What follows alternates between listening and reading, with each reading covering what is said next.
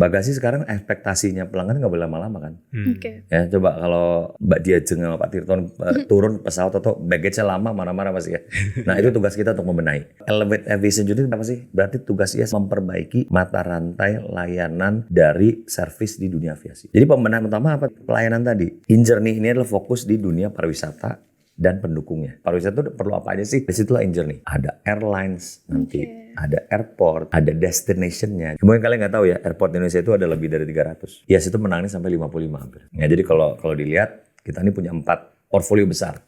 Jadi kargo logistik, ground handling, hospitality, sama business support atau manpower. Healing itu sebenarnya subculture. Healingnya Gen Z itu beda dengan millennials, apalagi yang Gen X. Nah, justru industri ini mesti tahu apa sih yang menjadi healing faktornya di ini.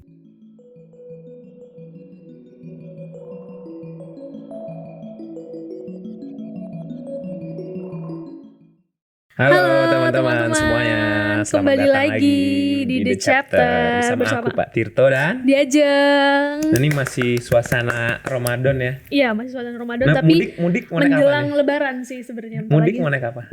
Masih dipikir-pikir tapi pengen naik pesawat sebenarnya. Wah, pas banget Pak Tirto nih. mudik gak? Mudik naik pesawat juga. Naik pesawat. Ini Kemana tuh? mumpung narasumbernya. Oh, narasumbernya spesial ya. Mau bahas-bahas soal penerbangan juga. Iya, soal pesawat. layanan penerbangan ya. Oke, gitu Ini ya. ada Pak Dendi Tegar Danianto.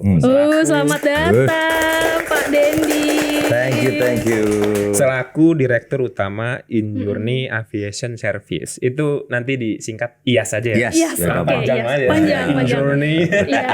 Tapi enggak, Repot. sebelum jadi direktur utama IAS ini banyak loh Wah, karirnya jabatannya.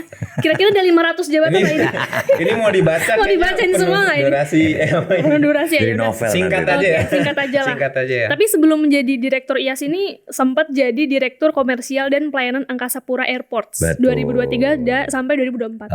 AP1. Berarti baru banget Pak berarti. Baru banget. Baru banget. IAS-nya ya. IAS-nya. Ya, saya dipindah ke IAS itu berarti resminya itu 4 Januari. Oke, masih baru banget Masih nih. baru. Ini isinya sisanya dari Sisanya teman-teman Philip boleh googling Morris. sendiri aja ya. Jabatan Pak Denny silahkan di googling yang sendiri. di highlight mah ini PT Bank Sentral Asia, Ya, PT oke. Telkom Indonesia, Pertamina, memang udah berpengalaman di BUMN ya. Ini BUMN keempat saya. Rupa-rupa berarti Pak, Nah, tapi ya. lupa. Kalau BUMN kan kita gitu. Jadi Iya. mungkin buat kalau anak-anak muda tuh mau tahu tuh, the beauty of being with BUMN ya kita belajar banyak industri jadinya. Jadi pengen. Jadi banyak pengalamannya nggak cuma di IAS aja, ternyata masih Betul. banyak di BUMN yang lain juga. Iya, Gitu, betul. keren. Langsung aja yuk kita Langsung mau aja. ngobrol Kenalan soal dulu nih, penerbangan. IAS-nya Iya, apa kan? iya. Teman-teman yang belum tahu mungkin IAS itu apa sih, Pak Denny? Boleh gitu ya. Aviasi itu dijelasin? Iya betul. Oke. Jadi gini, IAS itu sebenarnya part dari satu holding baru di BUMN. Ya, namanya itu holdingnya namanya InJourney. Jadi kan Pak Menteri Erik itu mau BUMN ini kan lebih lebih simple, lebih agile gitu kan, lebih cepat jalannya. Jadi dari banyak ada sekitar 140-an itu sekarang mau jadi cuma 40-an. Nah, makanya dibikin holding. Nah, salah satu ini adalah namanya InJourney Holding. Nah, InJourney ini adalah fokus di dunia pariwisata dan pendukungnya. Kenapa dibilang pariwisata? Loh Pak, Bapak kan aviasi. Ya, kenapa? Nah, karena apa? Pariwisata itu lebih besarnya. Betul. Itu kan salah satu penyumbang devisa terbesar di Indonesia. So, jadi yang dicari itu adalah memang dari pariwisata. Nah, pariwisata itu perlu apa aja sih? Nah, disitulah InJourney. Ada airlines nanti, ada airport, ada destination-nya. Jadi ke TMII sekarang tuh Taman Mini, Nusa Dua tuh, ITDC, hotel-hotel, The Hin gitu-gitu ya. Itu semua masuk di satu juga di dalam InJourney. Nah, yang terakhir ini adalah si IAS ini. InJourney Aviation Service ya. Fokusnya apa? Mendukung semua yang ada di dalam mata rantai aviasi. Ya, jadi kalau dilihat kita ini punya 4 portfolio besar. Jadi kargo logistik, ground handling, hospitality, sama business support atau manpower. Jadi 4. Jadi inilah untuk mendukung semua di bisnis pariwisata dan aviasi ini untuk berjalan lebih baik. Nah, IAS itu didirikan. Tadi yang saya bilang di 4 Januari. Ya, ini asal dari apa? 9 anak usaha tadinya. Oke. Yang ada di AP1, AP2, di Garuda dijadiin satu. Ya, supaya apa ini lebih efisien. Nah, maka terjadi IAS dan nanti akan fokus ke 4 portfolio yang saya bilang tadi. Jadi nanti sebenarnya kalau nanti pemirsanya Tirto ini melihat ke airport gitu ya. Itu udah kelihatan banyaknya logo-logo IAS nih malah gitu ya. InJourney dan IAS gitu. Karena yang akan yang akan nanti kalian semua lihat di lapangan itu memang banyak fasilitas kita. Yang ngebersihin toilet, yang ngebawa baggage tuh, Iya. ya itu kita. Narik mundur pesawat itu kita juga. Terus nanti kargo barang-barang dikirimin itu kita juga. Jadi Memang layanan. layanan benar yang untuk mendukung supaya tadi. Jadi ibaratnya gini, kalau airport itu di depan ya dan kita semua kan ngelihat ke airport ngelihat kan ya. Airline juga ngelihat pesawatnya saya sampai. Tapi kalau IAS ini lebih ke experience-nya. Oke. Gitu, baggage saya sampai dengan selamat atau enggak. Terus Kenyamanan ya. kenyamanan jadinya. Jadi experience mah kita bilang. Kalau IAS itu lebih situ, tidak terlihat tapi terasa. Asik. Oke. Ya kira-kira gitulah ya. Iya. Tapi dari IAS sebelumnya nasional. apa yang mau diupdate gitu Pak? Dibenahi dulu nih ya. Iya, apa yang Nah, perlu oke. yang mau dibenahi sih sebenarnya? Gini, kalau IAS itu punya prinsipal bahwa harus kan tadi ya kan saya balikin ke DNA-nya sebentar. IAS itu punya DNA menjadi hashtag. Kan kalau anak-anak sekarang lebih gampang lihat hashtag ya. Elevate Aviation Journey itu hashtagnya. Oke. Nah, jadi kalau ngeliat ke website IAS, ke social media IAS itu bicara tentang itu. Nah, Elevate Aviation Journey berarti apa sih? Berarti tugas IAS adalah memperbaiki mata rantai layanan dari servis di dunia aviasi.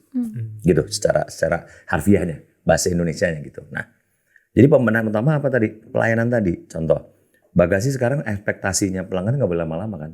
Oke. Ya coba kalau Mbak Diajeng sama Pak Tirton turun pesawat atau baggage-nya lama marah-marah pasti ya. Nah itu tugas kita untuk membenahi. Saya nggak bilang bisa langsung, iya. ada proses yang kita membenahi. Tapi itu menjadi Tapi bisa lebih cepat. menjadi cepat. Oke. Karena orang pengen gitu ya. Apalagi kalau udah turun, gue pengen nyampe Iya, nih betul. pokoknya. Dan lebih Nah, kondusif juga kan. Nah itu kan jadi nggak rame-rame lagi nanti kan. Nah itu tugas utama buat tadi servis oke. Terus tadi penggunaan layanan publik, lantai-lantai bersih, toiletnya bersih, kering gitu. Jadi ya, yang lebih ke tadi layanan yang basic aja dulu, tapi yang memang tidak mudah karena menggunakan tenaga orang. Nah ini challenge IAS terbesar itu adalah tadi supaya orang-orang kita ini bisa lebih punya jiwa yang melayani tadi. Karena itu nggak gampang ya, kalau cuma ngomongan doang nggak bisa kan. Itu melayani itu benar-benar dari hati soalnya. Nah ini Oke. IAS ini kan baru ya. Sejak kapan Pak? 4 Januari tadi. Nah ini kalau misalnya target nih, berarti masih tahun ini. Baru Jangka tahun pendek. pertama ya Jangka nih. pendek. Kalau target yang diberikan dari untuk kepada IAS dalam jangka pendek. Jangka pendek ya. Jangka pendek kayak gini. IAS itu pokoknya harus bisa memperlihatkan. Jadi istilah namanya quick win. Ya.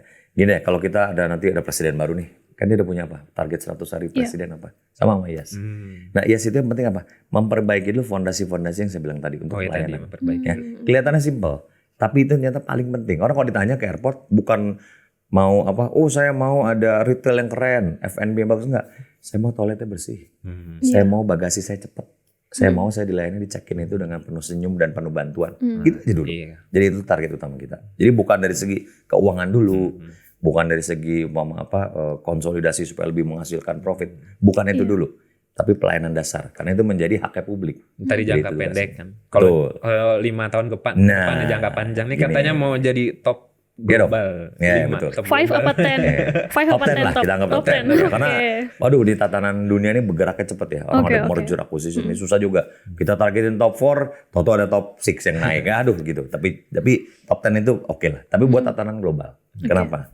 Karena ditargetin oleh BUMN itu kan kita nggak boleh jadi jago kandang nanti nih. Ya, so jadi sama dengan IAS. Karena bisnisnya juga di dunia aviasi. Dunia aviasi itu adalah dunia yang terkoneksi. Kayak contoh kayak di airport saya dulu gitu ya. Kalau kita nggak bisa manage airline asing buat datang ke Indonesia dan delay dengan baik, airport nggak akan berkembang. Sama dengan kita juga. Kita harus kerjasama tadi kan saya bilang ada salah satu contoh kargo dan logistik. Iya. Saya harus kerjasama nih dengan kargo-kargo besar yang ada umpama di Middle East gitu ya, Timur Tengah tuh, yang di Hong Kong mungkin, yang di Europe. Nah ini kita mesti terkoneksi. Nah itu target utama kita untuk menjadi global player di 4 portfolio kita yang ada dalam waktu 5 tahun tadi. Kemudian itu gimana tuh Pak? Caranya. Oh iya, untuk tadi kan jalin kerjasama dengan kargo-kargo besar juga itu gimana langkah-langkahnya? Apa Langkah-langkahnya. sampai sekarang gimana? Nah gini, kalau saya sih di dalam management skills yang saya pelajari, baik saya pelajari pun dapat dari mentor-mentor, balik lagi pembenahan basic dulu. Dan basic yang paling paling mudah untuk bukan paling mudah, ya akan menjadi dasar untuk perubahan tempat orang. Jadi sekarang IAS, karena IAS ini punya 34.000 karyawan. Iya, Ini tuh kayak startup sebenarnya IAS. Ya, tapi kan gabungan 9 perusahaan. betul. Ya, baru berarti 80 harian lah sekarang kalau dihitung kan. Tapi udah punya 34.000 karyawan. Nah berarti peningkatan kapasitas, kapabilitas dan kompetensi dari karyawan yang ada itu menjadi key dulu nih sekarang nih. Kan contoh gini, Kalau ada karyawan kita ternyata apa? Oh, airport quiet perlu orang nih buat apa? Buat cleaning service, perlu engineer Mama. Oke. Sekarang kita mau kirim ke sana. Mungkin mereka punya hard skill. Ya. Kemampuan untuk itu. Oh, saya engineer. Saya terbiasa untuk mengawasi pembenahan toilet supaya jadi profesional clean gitu. Tapi apa? Bisa bahasa Inggris nggak kamu? Contoh. Iya, Nah, itu. itu kapasitas dan kompetensi yang harus kita build dulu. Oke. Jadi berangkat dari orang baru nanti ke yang lain-lain. Jadi kita bilang soft skill dan hard skill lah. Berarti Berarti sumber daya manusianya ya. Itu dulu. Iya, fokus Harus di SDM juga. basic ke situ dulu. Kalau tadi kan mau jadi top global player ya nih. Berarti kita melihat juga ada persaingan gitu kan Yes. ya. Kalau persaingan di level global itu seperti apa sih, sama ada benchmark layanan bandara di negara lain? Nah, oke. Negara Oke, mana gini mungkin aja. gitu. Ya. Kalau kamu berdua pasti pernah ke Singapura atau Thailand kali ya? Aku belum. Aku belum. Oh, belum. Tolong Iya. diajak. Contoh ya. Pernah Ya, pernah. kalau kenapa saya kasih contoh itu apa? Singapura, Hong Kong, nanti ada lagi satu lagi Dubai. Yang terdekat Oke. lah kita dulu di Asia boleh dibilang. Itu adalah global hub. Ya, jadi banyak airline dari luar negeri mendarat di sana 2-3 jam terbang lagi nanti. Nah, hub inilah yang menjadi basis benchmark kita ya, untuk mencapai menjadi top 10 di global tadi. Karena kalau kita nggak belajar dari mereka, kita nggak bisa meningkatkan di Indonesia yang nggak banyak global hubnya. Real global hub kita tuh di Bali sebenarnya. Karena Bali itu ada posisi dari Australia, Bali, nanti bisa ke Asia dan Europe. Ya, jadi kita udah punya sebagai basisnya. Tapi untuk belajar lebih banyak, itu harus lihat mereka-mereka udah perfect nih cara eksekusinya. Kan udah lama. Dan secara geografi mereka memang di geografi memang untuk hub tadi. Ya, dan itulah menjadi benchmark. Kalau kita mau seperti mereka, ya kita lakukan harus seperti mereka. Orang-orangnya siap, peralatan siap, standar operating procedure juga siap. Gitu. Ya. Oke, tapi ini di luar ininya deh, di luar IAS-nya gitu. Mau nanya lebih ke Pak Dendinya nih, sebagai direktur dirut baru gitu ya di IAS, itu ada tantangan baru nggak? Tantangan baru juga gitu dari sebelum-sebelumnya. Segudang boleh. Apalagi Diceritain ketika boleh Pak baru Dendi. ini kan. Segudang ini. Jadi gini, tantangan terbesar ya. Karena ini kan penyatuan dari beberapa perusahaan tadi saya bilang. 9 perusahaan nanti di end state-nya di akhirnya akan cuma ada 4 nanti. Oke. Nah, 9 ini tantangan utama tuh apa? Culture. Ya, karena ini ibaratnya nih, ini harus meninggalkan mereka semua, nanti kan mereka menjadi satu brand, satu IAS. Jadi nggak ada lagi tuh beda-beda merek Iya, lagi. iya.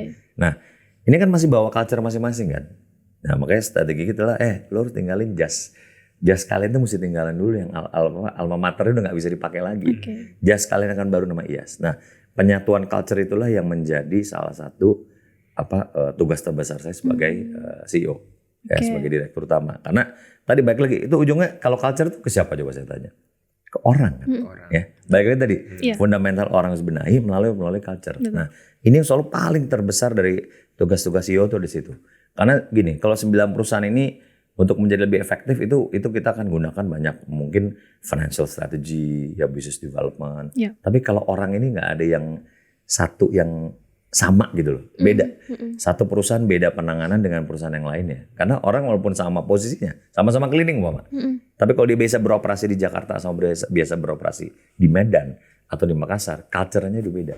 Gitu. Jadi balik lagi pembenahan culture itu nomor 1 yang harus saya kerjakan dulu. Ngobrol aja mungkin udah beda. Itu. Betul. Berarti memang fokus benar-benar sama sumber daya manusia. Jadi kualitasnya yang diharapkan seperti apa untuk SDM-nya sendiri? SDM-nya? Gini ya, kalau ini sih balik ya, kalau BUMN itu kan ada namanya ahlak ya. Satu frameworknya. Nah, dalam satu ahlak itu yang bagus adalah adaptif.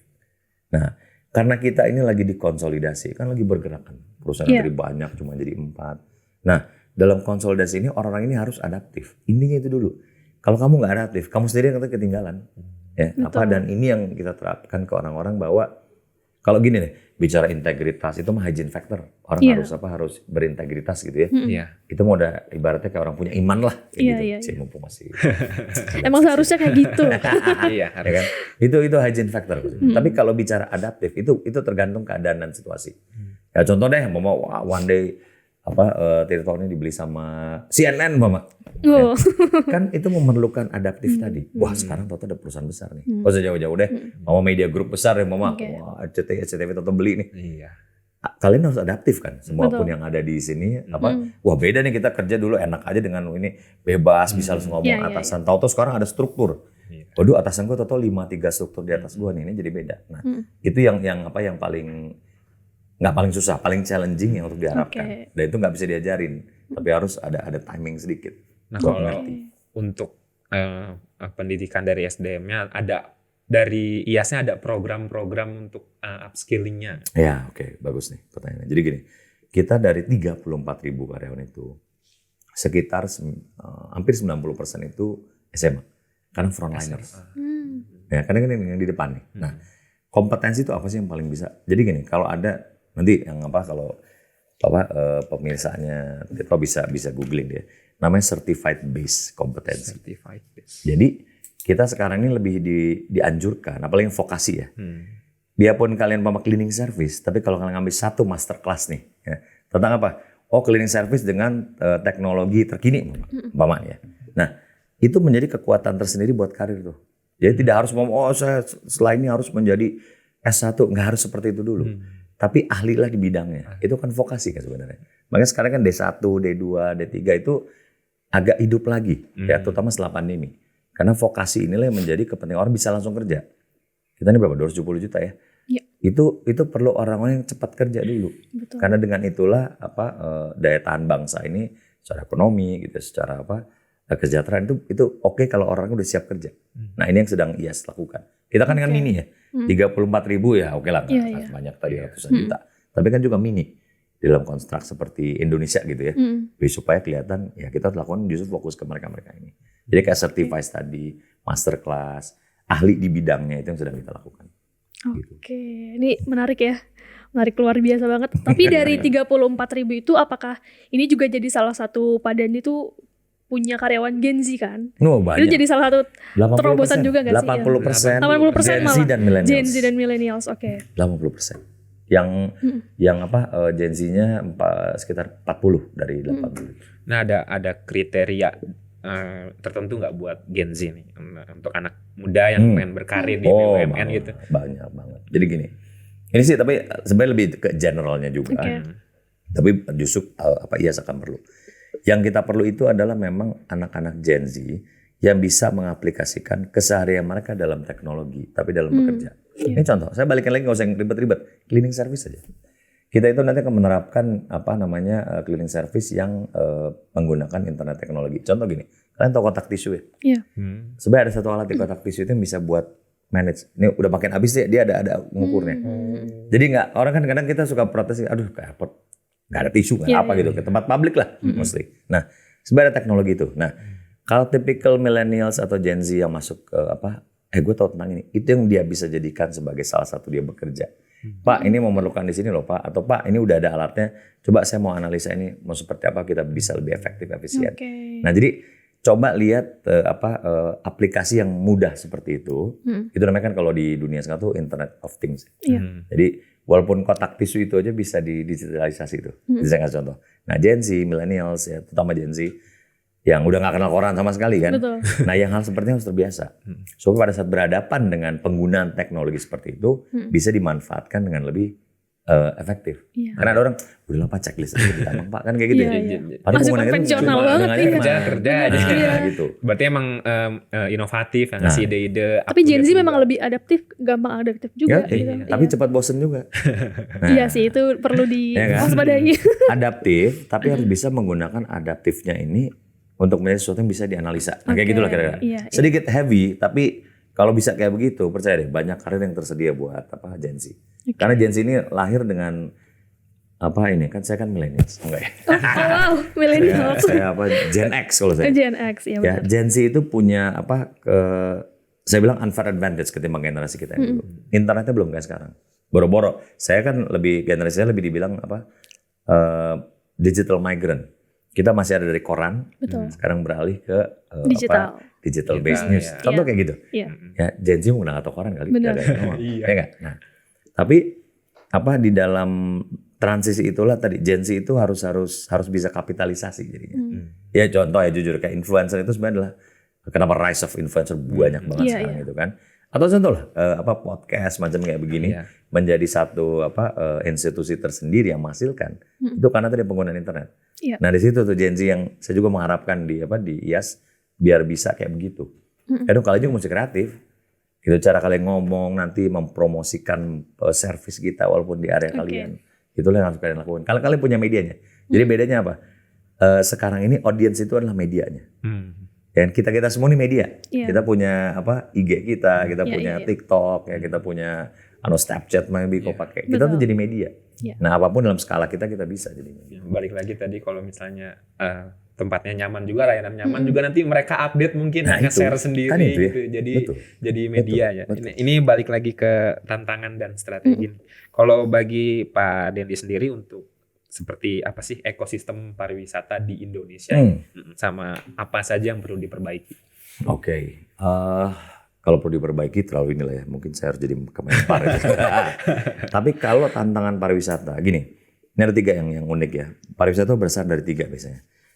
Akses,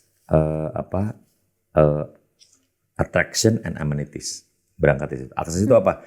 Ke tempat pariwisata itu ada akses nggak sih? Mau pakai darat, laut, udara. Oh iya. Amenities itu pada saat kita nyampe di sana, itu ada hotelnya nggak sih? Itu. Ada toilet bersih nggak sih? Itu amenities. Nah terakhir baru, oke saya ke sana apa? Attractionnya apa? Kan gitu ya. Kenapa orang mau ke Jepang? Itu kan karena apa sih Pak? Oh gue mau ke Disney Jepang. Hiburan mau ke temple, itu mungkin, gitu kan. Mama saya ke Jogja saya mau lihat apa sih? Oh saya mau ke Malioboro. Saya mau ke Heha view kayak gitu-gitu loh. Jadi attraction. Jadi 3 ini dulu. Nah tantangan di kita 3 ini nih kalau Indonesia itu terlalu lebar masalahnya, tersebar. Jadi penanganan tersebar justru memerlukan tadi bantuan, aksesnya harus bagus, terutama itu dulu akses. Ya. Kedua baru bicara tentang pada saat sampai di sana amenities-nya oke atau enggak. Dan ketiga baru attraction-nya oke. Nah 3 itu yang harus kalau itu dilengkapi baru kita bisa powerhouse seperti Thailand atau Jepang. Tapi tantangan besar kita tadi karena geografinya. Coba umpama ada turis asing kebayang nggak? Dia mau berlibur di Bajo, udah gitu dia mau coba ke Danau Toba, habis itu dia mau ngelihat apa tuh kalau di Bali itu yang danau 3 warna tuh. Aduh, nggak pernah ke sana lah. Ada yang tahu? Saya lupa gitu. Ya, kebayang nggak? Jaraknya kayak begitu kan? Nah, kan terlalu jauh ya. Iya. Berarti perlu ini ya dibikin kayak apa sih namanya? Biar bisa cepet gitu Iya, loh. jadi either bundling akses atau jualnya bundling by region. Harus kayak gitu. Kalau di Jawa aja udah banyak di kita kan. Ke Bromo dan sekitarnya udah banyak. Iya. Oke. 3 tadi. Kalau Pak Deddy suka wisata nggak? Oh iya itu part of the job. Udah kemana aja nih? Waduh. Paling seneng mungkin apa gitu kan? Wisata apa? Kuliner, wisata alam, budaya, kan museum-museum atau apa gitu. Memang kalau ini ya karena pas 4 tahun terakhir kan hidup saya di airport ya. Jadi travel bukannya seneng travel itu part dari kerjaan sih. Nah karena gitu nyempilinnya paling enak kuliner nomor 1. Ya, kuliner tuh paling gampang. Tiap daerah beda gitu kan. Nah, nanti setelah itu baru lihat ada attraction destination apa sih yang bisa meningkatkan performance airport. Bisa kayak gitu kerjasamanya. Bisa kali kerja. Berarti enak jadi Pak Dendi. Kerjanya liburan. Iya tapi pas lebaran jalan juga kita. Rekomendasi bisa kali Pak. Rekomendasi dong Pak. Ya ujungnya pasti mau ke Bali lah. Ke Bali. Selain Bali dong. Yang lain Selain Bali. Contoh nih ya. Kayak kemarin kita baru ada F1 powerboat di Toba. Toba itu beautiful. Gitu ya, anak-anak muda tuh mesti lihat sana beneran. Iya. Ada banyak, dia tuh kan dingin. Kita mendarat di airport aja kita bingung loh. Ini kok ke Sumatera tapi kok dingin? Karena ternyata itu airportnya di atas gunung kan. Jangan lupa loh, Toba itu kan kaldera. Dia tuh gunung yang udah meletus jadi danau raksasa kan. Jadi sebenarnya di atas. Jadi udah udara dingin itu mysticalnya tuh ada, view-nya kalau lagi fog luar biasa. Makanannya juga gila, kulinernya. Orang kan kuliner Batak karena suka underestimate begitu kan di sana. Waduh gila, hebat ternyata. Nah kayak gitu. Destinasi healing juga ya. Healing dan adventure. Ini buat Gen Z juga healing. Healing Tapi emang orang-orang taunya masih sebatas Bali mungkin. Bali aja. Bali aja bener. Apalagi turis asing juga masih kayak gitu. Nah ini ngomongin healing deh, ngomongin healing. Ini fenomena healing ini dari sudut pandang industri pariwisata gimana sih? Justru kalau buat kita nih istilahnya kalau ada sekarang subculture. Healing itu sebenarnya subculture in my opinion. Jadi yang culture utamanya adalah berpariwisata, berliburan. Nah subculture di-create seolah healing. Ya kadang-kadang jadi alasan aja sih. Gua perlu healing nih gitu ya. Tapi itu justru menjadi satu kalau industri itu cepat nangkep. Healingnya Gen Z itu beda dengan millennials. Apalagi yang Gen X pasti. Nah justru industri mesti tahu apa sih menjadi healing faktornya di sini. Contoh gini, kalau apalagi Gen Z in my opinion ya. Cari tempat yang udah Instagramable aja. Itu udah healing itu sebenarnya. Ya karena dengan itu akan bisa sharing ya. the social activity, social currency itu mereka ke sana gitu. Jadi banyak hal kalau menurut saya mesti tahu di industri apa yang menjadi healing dan itulah yang disediakan buat mereka. Ya. Makanya kalau kalian pernah pergi ke ada HEHA namanya kalau di Jogja tuh ya. Nggak promo nih ya. Itu cuma tempat sebenarnya buat berinstagram aja. Jadi ibaratnya kalau kita ke Taman Mini, tapi atraksinya nggak banyak. Di atraksi lebih banyak tempat-tempat buat difoto. So jadi itulah penyediaan yang tepat. Ini ya melihat view kali ya. Melihat view dan itu view. kan di create view-nya juga. Contoh view-nya adalah apa? Banyak kaca di situ. Ya kan buat foto beda. Ya nah itu makanya kenapa kayak sekarang di BUMN punya Taman Mini umpama. Terus kayak nanti kalau ke Sanur mama gitu. Itu dibuild-nya untuk sesuatu yang lebih mudah untuk berfoto tadi. Ya supaya orang tadi healing factors yang penting buat customer baru nih tercapai gitu. Jadi bakal menyediakan layanan juga untuk para orang yang mau healing juga ya. Itu tadi. Nyamannya udah dari mau berangkat gitu kan ya. Betul. Karena udah segitu foto makan paling kan. Makannya foto lagi gitu kan. Iya benar-benar. Gitu Nah. Tapi ini menjelang Lebaran kan pasti akan ramai banget gitu ya. Bandara, airport juga. Ini kalau misalkan ada crash landing itu gimana nih ngatasinnya? Kalau selama crash landing misalkan ada tabrakan jadwal terbang segala macam. Oke. Ini mengatasinya kayak gimana sih? Ya gini, sebenarnya ini memang kerjasama kita dengan airline, airport dan sekarang di IAS gitu. Karena IAS kan ground handlingnya. Memang ini kita bicara soal scheduling. Tapi kalau untuk kita yang spesifik membantu mereka di ground handling, kalau IAS itu lebih istilah kita penebalan dari pelayanan. Jadi kita nambah orang. Ya, kalau memang teknologi belum bisa, kita tambah dulu orangnya. Kita tambah dulu fasilitasnya. Contoh, ini bakal banyak nih bisa kalau kayak Cengkareng ya. Bayangin, dalam satu anggaplah minutes yang bersamaan 1-2 menit, itu bisa 19 pesawat bareng tuh. Ya, kebayang 19 bareng ini. Penangannya betul luar biasa kan. Tapi apa? Fasilitas harus kita tambah. Contoh, yang ngebawa tadi truk buat koper, kargo ya kargo. Yeah. Kopernya nggak usah kargo dulu. Koper dulu. Dulu. Apalagi ini orang yang bergerak kan. Karena kalau kargo itu biasanya seminggu sebelum Lebaran turun. Seminggu sebelum sudah turun dia. Karena orang udah ngirim barang dulu. Tapi begitu mulai penumpang yang bergerak. Nah, contoh koper tadi. Kalau mama kita bisa ada 10 mama gitu ya, 10 kendaraan yang ngangkut koper. Tadi kita harus minimum nambahin 50% tuh. Berarti double ya. Double. Karena tadi penumpangnya juga double. Jadi buat kita sama airport, airline sama kita, lihat dulu aja sekarang prediksi ini berapa sih orang yang udah booking tiket. Nah di situ kita siapkan. Jadi kalau tadi kamu bilang yang clash kayak gitu itu quote unquote sebenarnya nggak kejadian karena kita bisa udah tahu berapa banyak sih dan situlah kita tambah fasilitas kita kayak gitu. Kalau untuk persiapan secara keseluruhan nih buat arus mudik ini nggak cuma Lebaran ya? Iya udah mudik dan balik. Udah siap belum? Iya, punya planning apa sih? Sama ada persiapan apa aja. Oke. Ini nomor 1 balik ya. Kan kalau kita bilang triangle-nya aviation. Airline, airport, support kita. Jadi kita bertiga nih. Kita bertiga ini kemarin tuh kita udah bahkan sebelum puasa, kita ini udah koordinasi. Nomor 1 itu dulu. Nggak boleh sekarang satu-satu lagi. Airline mau gimana, airport gimana. Sekarang karena kita semua udah satu institusi itu sendiri, kita sudah koordinasi dari awal. Nah, contoh untuk tadi mendapatkan proyeksi. Selesai mendapatkan proyeksi, baru kita lihat, yang kita perlukan buat penambahannya apa. Sebenarnya strukturnya seperti itu. Ya tidak jelimet-jelimet amat, tapi memang intensitasnya sekarang yang membedakan. Kadang-kadang gini, antara booking sekarang nih Mama, sama booking 3 hari lagi. Booking seminggu lagi, booking 2-3 hari sebelum Lebaran itu beda banget. Nah, itu yang harus kita pantau. Disitulah intensitas. Jadi gabungan antara planning yang benar dan penanganan intensitas perubahan schedule itu yang menjadi cara untuk kita mengatur ini semua. Kayak gitulah. Ini untuk semua bandara, menangani semua bandara apa gimana? Oh ya, IAS itu menangani semua. Bahkan di luar dari yang AP1 AP2. Jadi kita ini ada istilahnya di 55 station. Ya. Kalau AP1, AP2 itu digabung nih, yang kalian bisa pergi airport tempat besar, itu adalah ada 35. IAS itu menangani sampai 55 hampir sebenarnya. Kenapa? Karena dia punya juga Departemen Perhubungan. Mungkin kalian nggak tahu ya, airport Indonesia itu ada lebih dari 300. Wow. Itu gila kan? Iya. Gimana yang sisanya itu tadi yang besar-besar nih selain 35 selain tadi. yang 35 itu. Contoh kalau kalian mama ke Fak-Fak tuh di Papua. Kalian mama ke Kota Mobago mungkin. Itu airport-airport kecil itu namanya airport perintis. Betul. Nah, yang kayak begini ini yang di set up oleh Kementerian Perhubungan. Nah kita ada manage beberapa dari mereka juga. Kalau airlines-nya apa aja Pak? Kalau airlines masih yang ya besar-besar tetap Garuda sama grup lain ya, terbesar dua terbesar. Awalnya kan sebelum ini di pelayanan Angkasa Pura Airports-nya yang sekarang ke Injourney Aviation Service itu udah ada kerasa perubahan yang terjadi. Perubahan kan tadi tantangan kalau ini perubahan kita cari mungkin yang positifnya dulu. positif mungkin. Gini, ada yang paling signifikan itu sebenarnya adalah tentang mulainya efektif semua bergerak dalam satu perahu itu dulu ya. Karena penting, saya balikin lagi ya, prinsipnya kan sama. Gimana untuk align dulu orang-orang ini sekarang.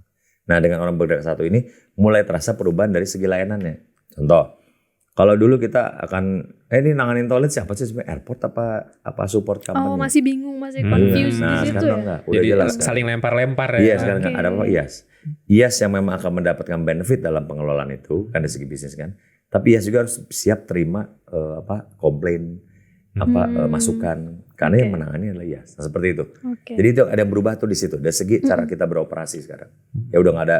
Oh ini kita ini nggak ada, ini IAS. Jadi satu semuanya. Jadi satu kepala. Dari pelayanan, iya pokoknya pelayanannya sampai customer service-nya juga mungkin jadi satu pintu semua. Kan itu yang kita mau kan. Gitu. Oh menarik nih.